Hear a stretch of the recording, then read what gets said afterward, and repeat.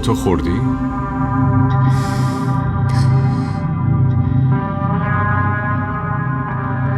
یادت رفته خودت بهم دادی و رفتی. پس چرا حالت خوب نیست؟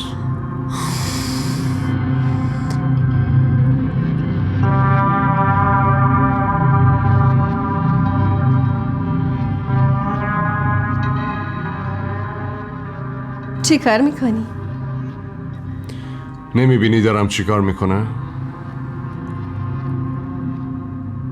بهش بگو تلاشتو بکن. یالا همین الان همشو بهش بگو و بیا پیشم. یه نفس همشو بگو. هیچی نمیتونه بگه جز گریه.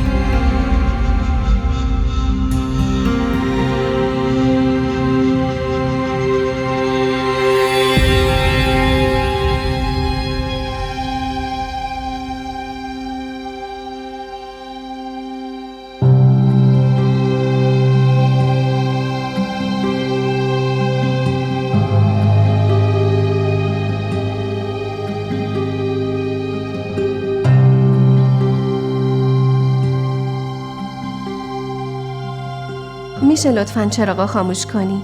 میخوام بخوابم. آزرا چته تو؟ نمیبینی دارم کار انجام میدم؟ میخوام بخونم. خوابیدم خاموش میکنم. تو بخواب. شب بخیر.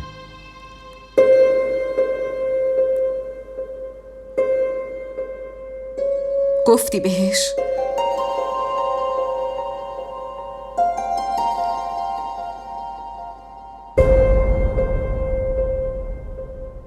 چرا جواب نمیدی؟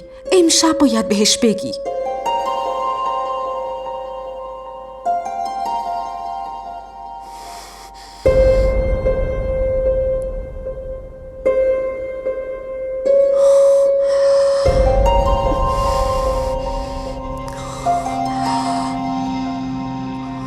مشترک مورد نظر در دسترس نمی باشد. لطفاً بعداً تماس بگیرید.